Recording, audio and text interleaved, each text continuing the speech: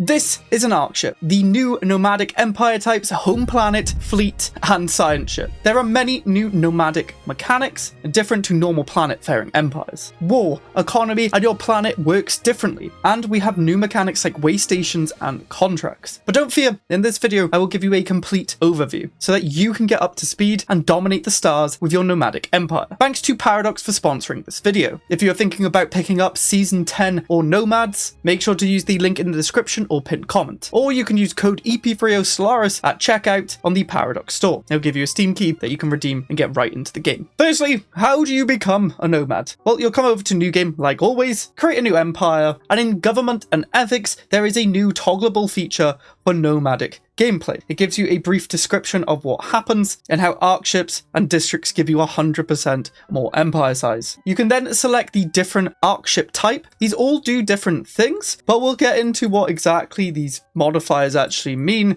later on. Now you can make your empires normal. There are many civics that are compatible that you love from before. You can still be any ethics, authority, and even a megacorp or machine. There's also some unique just to nomads like caravan masters, deep sleep, flight school, but we'll get into those in more detail later on. You can also pick origins. Here's a full list available to both, and there's of course the nomad onlys like Voidfarers, Secret Path, Heirs of the Khan, and Forever Cruise. I think that it's hard to create your empire when you have no idea what's going on, so we're just going to get straight into the most important bit of Stellaris, how the economy works. If you have a good economy, you can do whatever you want in the game. Okay, we're in the game, it looks kind of normal. We've still got food, consumer goods, allies, trade, you know, the good stuff like science as well. And that's because the main difference is the operational reserves. This combines both minerals and energy credits into one resource. This is not a number, but instead is a situation where it's low, medium, or high. You can also just click on here to bring it up straight away. These numbers are not your total energy credits and minerals, but it's how much you're gaining or losing a month. So currently, we're actually producing 199 energy credits a month and minus 123 minerals a month. Because this is a net positive, we will start ticking up the operational reserves. Currently, we're in the medium category. This does give you bonuses, and it's currently giving us 5 stability. If you go into low, you'll get less fire rate, armor, shield, and stability. You don't want to be in the low, and if you go below 1,000 reserves, you will get additional economic penalties. Don't go low, essentially. Now, if you go to high, you get 10 stability, an extra 5 from medium, and 10% research speed.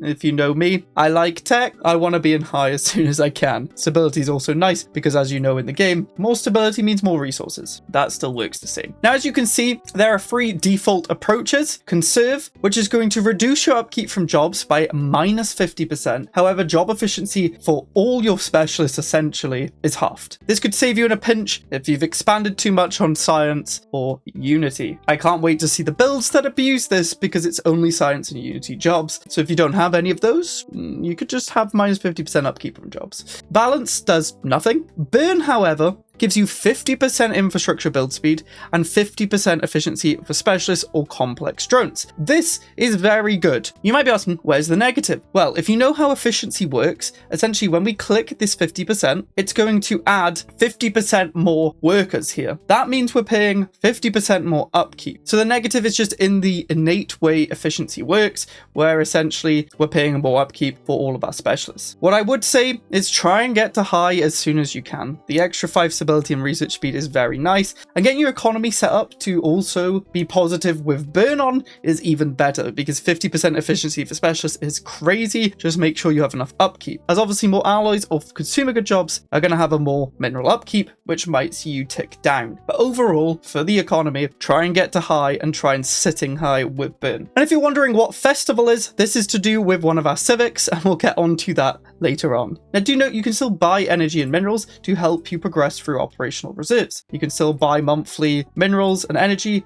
and that will affect these numbers here. For example, let's just buy 140 minerals a month. You can see we're now positive on that, which would then progress us up way quicker towards high. However, you cannot sell your minerals or energy because they get converted into the operational reserve number. So you do need to be careful. If you buy too many energy or minerals, you can't sell them back. Okay, we've talked about what you need to do. How do you get those resources? Well, if we look over here, we have the Nomad UI, we have the capital ship, the ship controls, and the civilian Arkship. Civilian Arkship is the physical ship that we can move around. The ship controls are the ship design, shipyard, assault armies, etc. And the capital colony Arkship is your planet screen.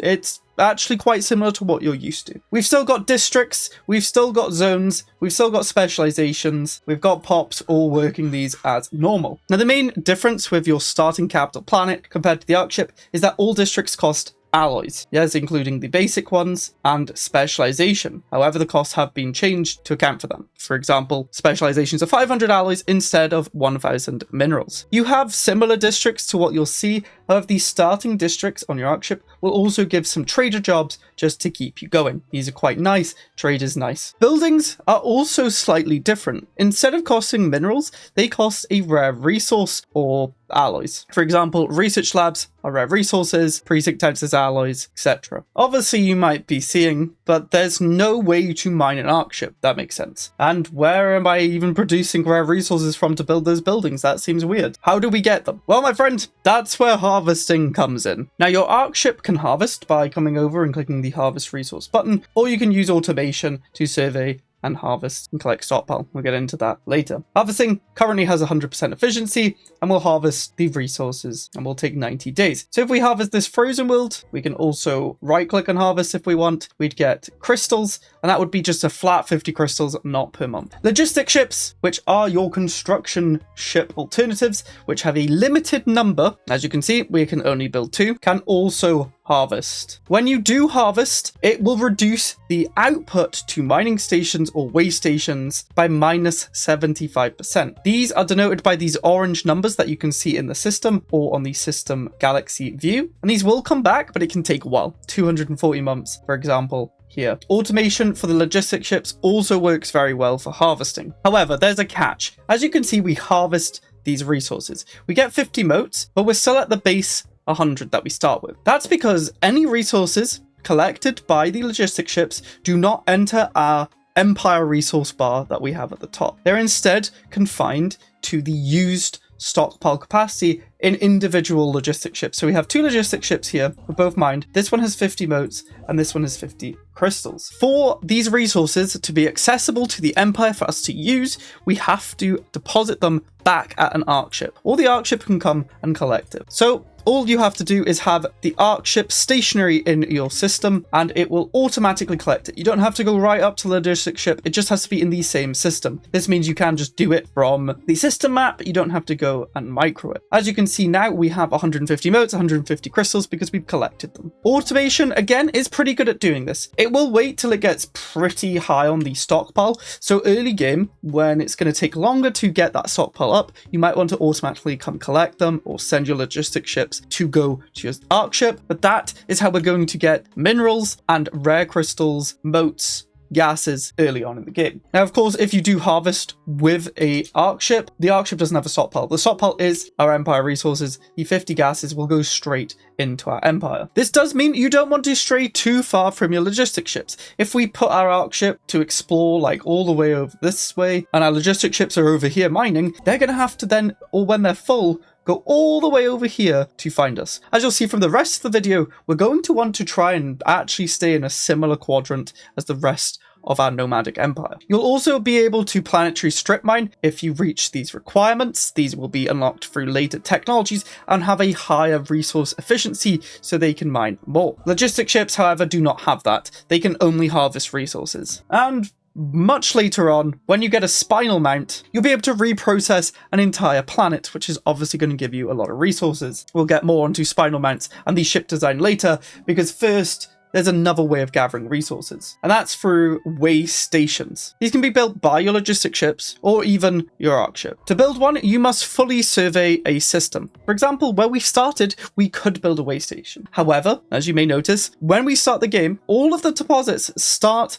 with the harvested modifier, meaning we would get barely any resources here if we were to build a waystation. Sure, we'd get some engineering, but I might ignore that. Instead, I'm going to survey a Raya here because the system has to be fully surveyed. Look at those beautiful resources that we can now collect. We can get some energy and science. We can build that waystation. And now the waystation is built. It shows it with this nice symbol here, but you might notice it doesn't actually claim the land. And that's because nomads can't claim land. Currently, we're not actually collecting anything, and we cannot build mining stations. Instead, the way we get these resources is through the modules. There are many different modules for collecting energy, minerals. You can just still get hydroponic bays. Nice. Processing bays, research observatories. You can even get a tribute vault for your vassals to collect more tributes. But they also allow you to observe pre-FTL, build megastructures, and much more. So to actually get these resources, we're going to need a research observatory and a solar array. Once these are down, the numbers go nice and green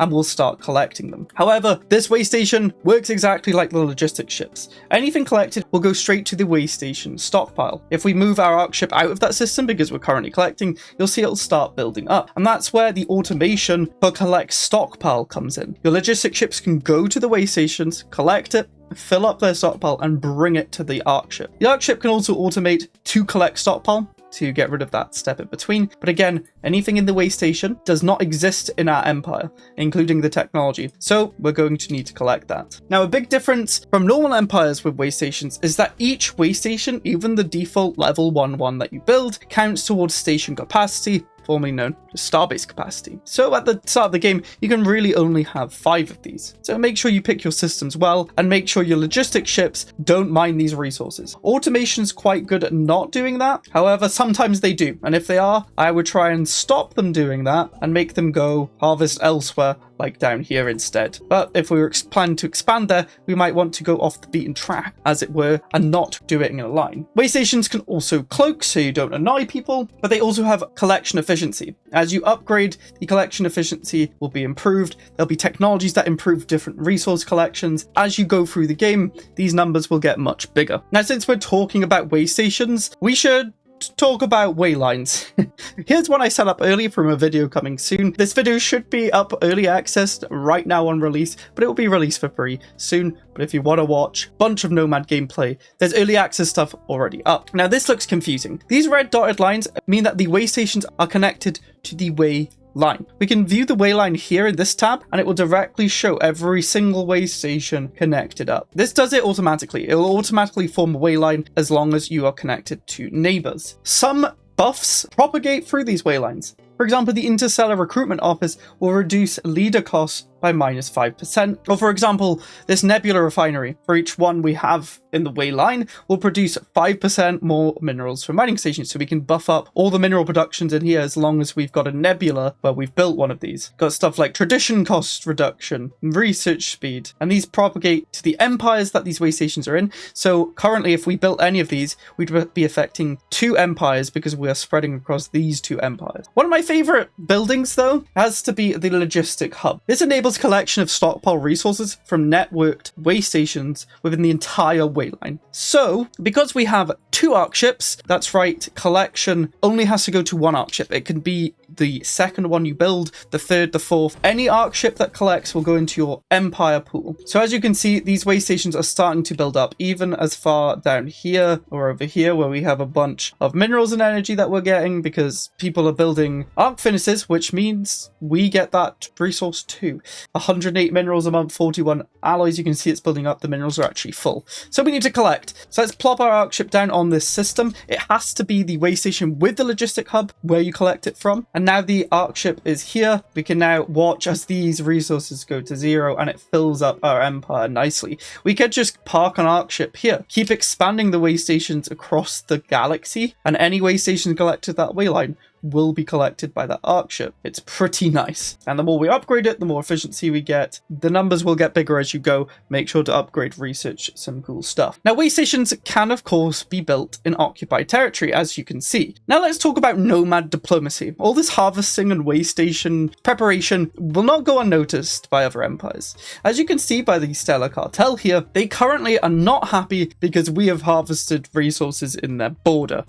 I'm sorry. This will eventually fix, but you maybe should avoid constantly harvesting an empire because they might get very angry and declare war on you. We'll get into the wars soon. We also have unlicensed waystations in their space, which also has a negative opinion. As you can see, there's 2 here. If we do get rid of one, it does reduce it. So the more waystations you have, the more they're going to be annoyed. You can get around this though, for the waystations anyway.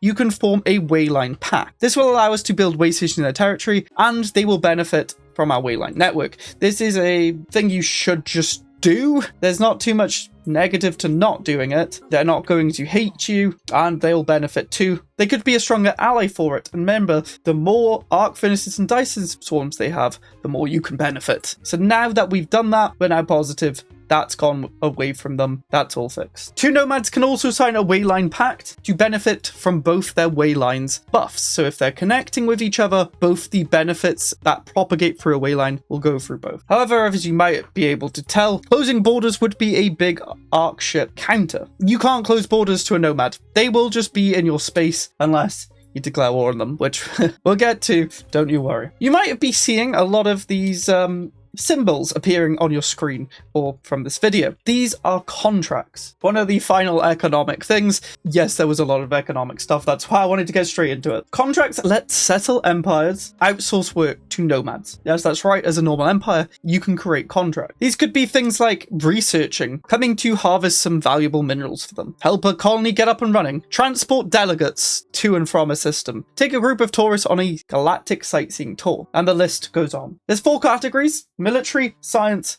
resource, and diplomacy. Because yes, that's right, there's no military ones here at the minute, but you can be called upon to go and raid, cause devastation on a planet, join a war. I really like contracts. These will cost trade for a normal empire to issue, and nomads can accept them just by coming over, click accept, we can see the rewards, and then it's done. We can then look at them in our situation log. We can see a contract here. We need to do some research. Let's click research. That will be done in 6 months, and we'll get trade, influence, trust, and opinion. These rewards can differ, and there could be multiple mission types here. Just follow along. It's listed quite clearly. That is how you get and collect resources.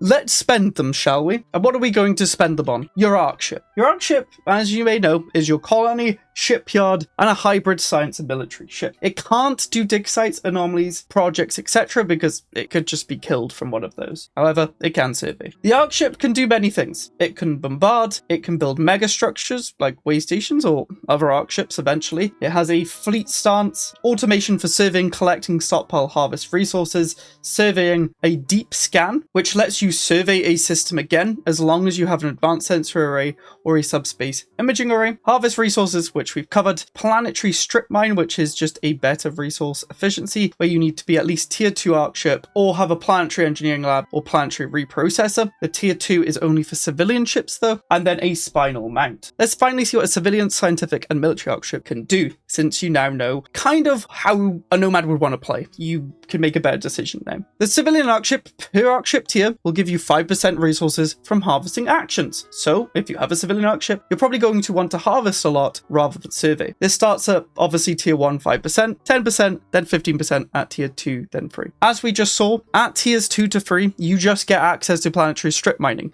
Again, you're just going to want to harvest and strip planet classes and get 250% efficiency. You might annoy people if you do it and it's in their system though. Okay, let's look at the scientific Arkship. Per tier, you get a sensor range, hyperlane detection range, and survey speed. So obviously, with the scientific Arkship, you're going to want to survey more so that you can build more waystations. Also from tiers 2 to 3, you just get access to the deep scan, which we saw before. You can survey again on a system, uncovering deposits, which also removes the planetary depletion modifier, so you could harvest it again, or you can just collect from it. This obviously can go up to tier 3, so you could have 3 sensor range, 3 hyperlane detection range, and 15% survey speed. And finally, the military Arkship. Per tier, you get 5% fire rate and range. It's pretty good, 15% at max. And the unique feature from tier 1 to 3 is military armament. That means at tier 1, you just get 4 extra medium slots. We'll look at how strong the Arkship is in a second.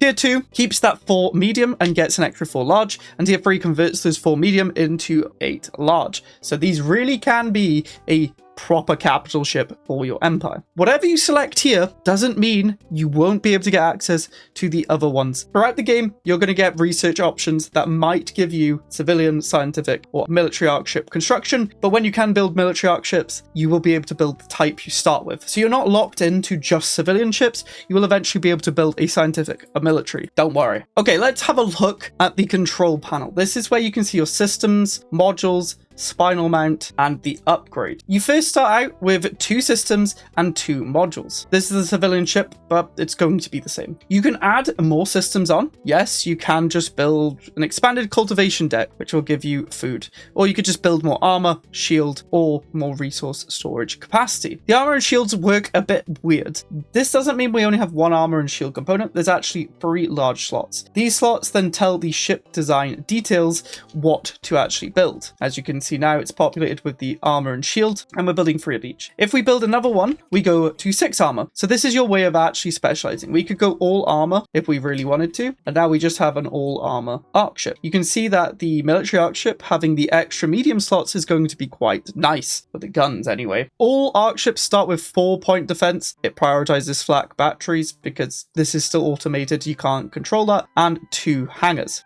However, in the modules, we can actually build and design more weapons. I would be careful though, because the engineering bay gives you an extra build queue capacity. That's right, we can actually build 2 things at once. That's pretty nice. You can build more engineering bays if you really want to as well. And it also gives more megastructure build speed, which counts as your Waystations, Arkships, or even Dyson Swarm's Arc Furnaces in the future. However, this docking bay just gives you 5 naval capacity and more Waystation resource transfer rate. The transfer rate doesn't really matter too much, so you could swap this out. You could, for example, build some extra energy weapons. Now instead we have 4 medium red lasers. Now to upgrade, you need Arkship engineering. However, your starting council position does give you progress towards whatever the next tier tech is. This will start with actually Arkship construction, allowing you to build more Arkships. Then it will be Arkship engineering as the tier 2 tech, which then you can upgrade your Arkship, and then tier 3 will let you upgrade to the 3rd and final tier, let you have a devastator mount and a capital shipyard, which gives you a whole lot more build queue capacity, build speed, and allow for capital ship construction.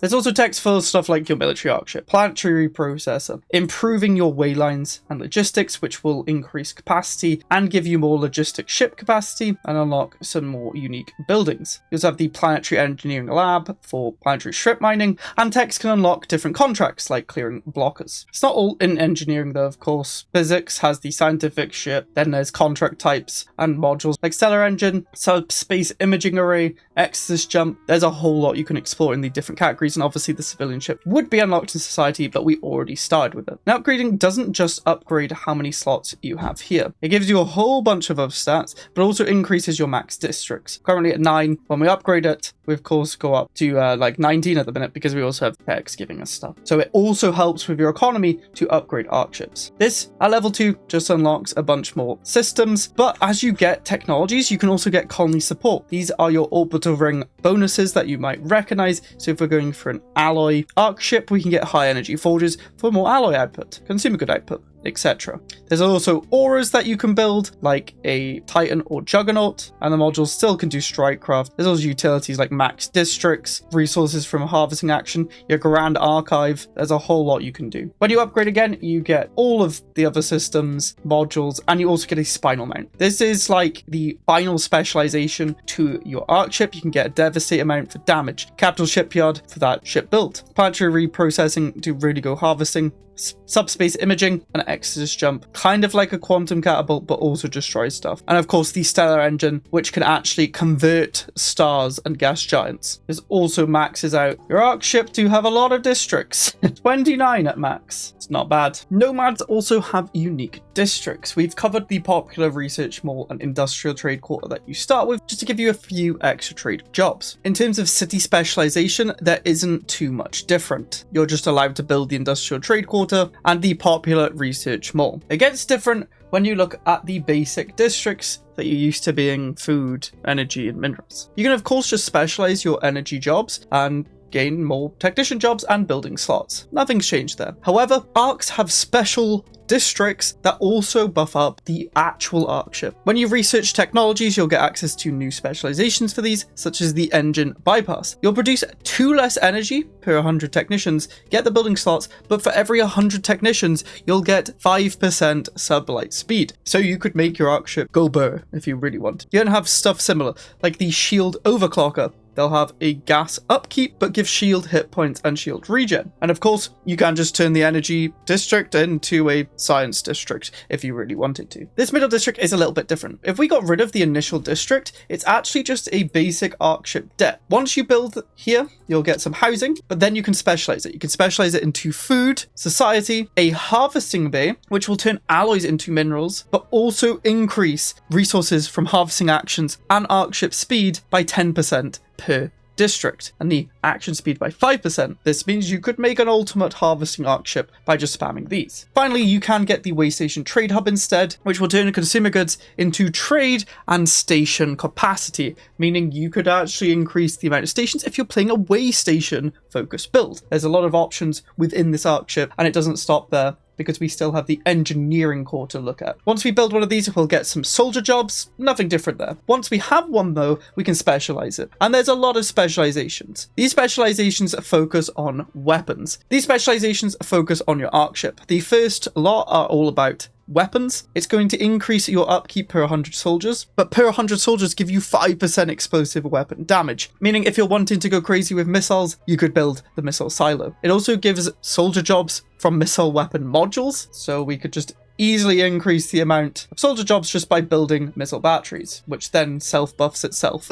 It's then the same with the ammunition lines for kinetic weapons, laser capacitors for laser weapons, and flight decks for strike craft. You then have the void forges, which will increase the mineral production, but increase how many alloys you get. It'll also increase the armor by 2% and armor hardening by 1% per 100 Meticulous. So this could be really good for just getting alloys going or buffing up your ship to be really tanky. You then have the shipwright quarter, which will give naval capacity per soldier jobs 2 and ship build speed per 100 soldiers. This will give you meticulous jobs instead of soldiers. And then you have the military research complex. Like the other 3, we can specialize into physics, society, and engineering. If you wanted to make a scientific Arkship, you still can. Look at that. Now, of course, you can also build these Arkships. To do that, you need 500 influence, 10,000 alloys. You can choose the classes if you have the technology, and once it's built, you start with an Arkship, but it's not empty. It does start with 1,000 pops, which is very nice, to be honest. It just creates pops for you. I would definitely try and get at least another Arkship online as soon as you can. This will allow you to either sit and collect stuff or go and explore elsewhere in the galaxy, and there's no limit to the amount of Arkships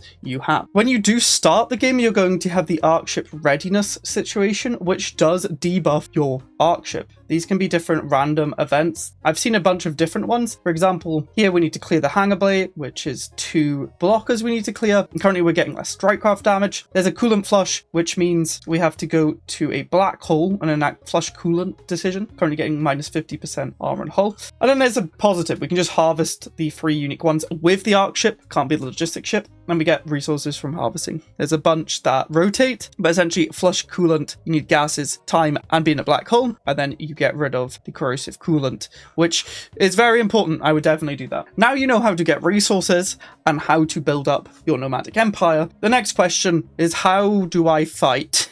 Now, Arkships are colonies, but they're not planets. They cannot be bombarded or invaded, so they must use ship combat, and any hull damage is equal to the devastation. That bit does mean, however, Arkships will only ever be able to be conquered by other nomads. You can't be running around as a normal empire with a nomadic ship. But you can settle and embark. We'll get into that soon. So what happens if you're a non-nomad versus a nomad? Well, obviously you cannot use the claim war goal against nomads. However, you can, of course, battle the Arkship. If you win, it will disable the Arkship until the war ends. Once the war is over, the Arkship's re-enabled, and it's dealt with according to the war goal. If it's genocidal war, it immediately blows up, leaving debris full of alloys. However, if you've gotten annoyed by Arkships, you can use a new casus belli to expel them from your borders. This will delete all their ways Waystations in your borders, move their ships out of your systems, and force them to respect your closed borders for the duration of the truce. So you can get rid of nomads if they're being annoying. If your Arkship goes into battle against non-default empires like Leviathans, it will set the hull to 0, meaning max devastation, and your Arkship will escape. So you don't lose the game. However, if you're fighting the endgame crisis, it will destroy the Arkship, and you will lose if it's your only one. If you're a nomad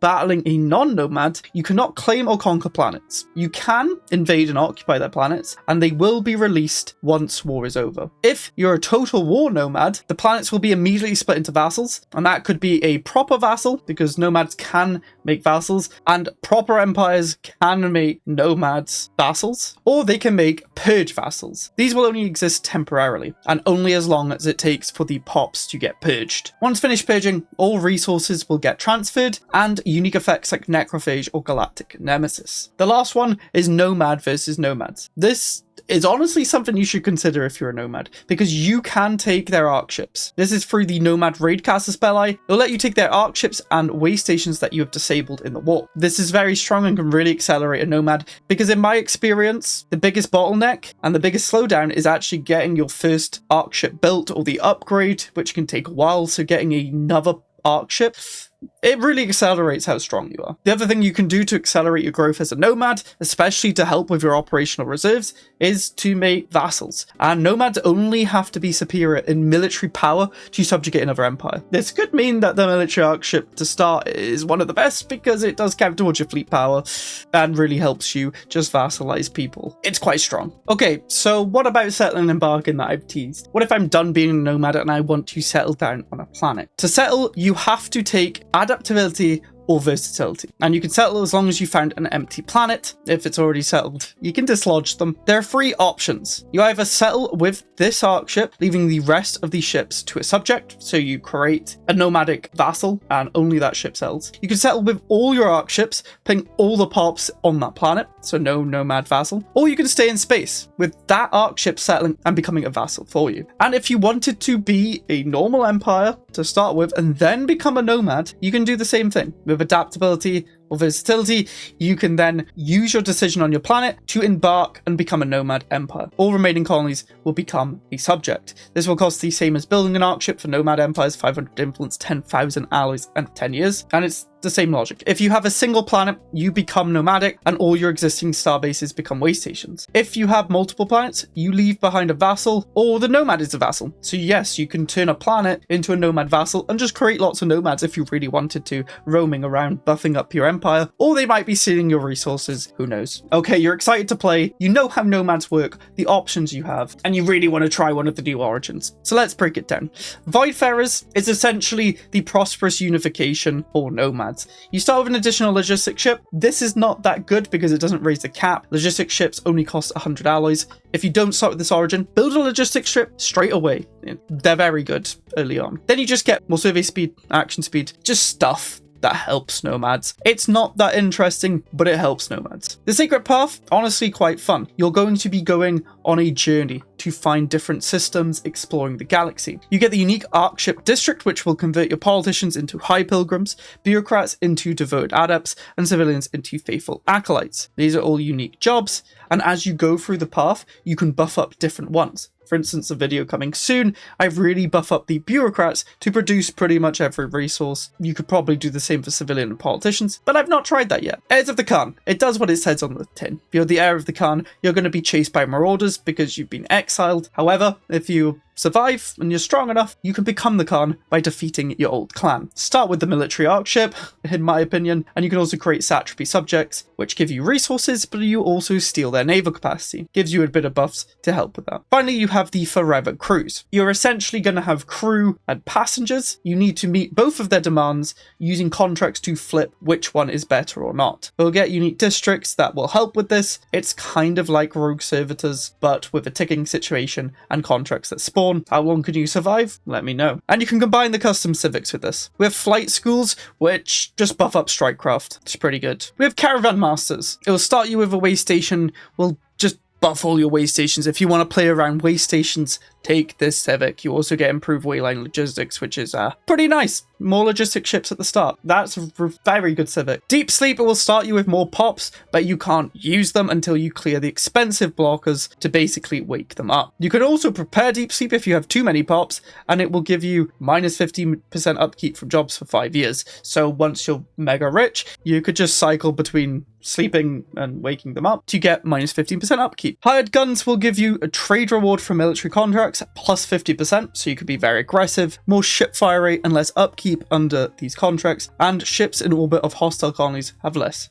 upkeep. You're basically just wanting to do military contracts. Starseekers is pretty cool. You have to find unique encounters throughout the galaxy, and then once you've done that, you can do a situation approach to go absolutely crazy. Host a festival. It's going to drain your entire resource stockpile dry, but you're going to have 1000% pop assembly and efficiency for specialists while this is going. It's pretty good if you can keep recuperating your operational reserve, which you probably can later on in the game. It's pretty good. And you don't have to actually pick it at the start of the game, so this could be later on. You pick it to just go crazy with your specialists. And finally, Void Reavers, your ultimate pirate civic. It's pretty sick. You can plunder. You get Waystation modules that will sap resources dry from your empire, from the planet that it's above, and you can buff it up with the Stronghold, and it also then buffs up cloaking strength, lowers military ally cost, but increases energy upkeep. There's also a few traits like Photo Adaptive, which gives you different buffs depending on the stars you're in. It does work with multiple stars in the system. Plunderer will give you trade or consumer goods per naval capacity destroyed. Pair this with the Pirate Empire. Terraphobic is a free pick if you're planning to stay as nomads, because you're never going to be on non-artificial worlds. Recursive Learner is pretty sick. Depending on what the Arkship is, will give you more buffs per the districts you have on it. So the more you go in the game, the bigger the buffs you'll get. Interconnected is a machine trait. It will lower upkeep for the less amount of pops you have.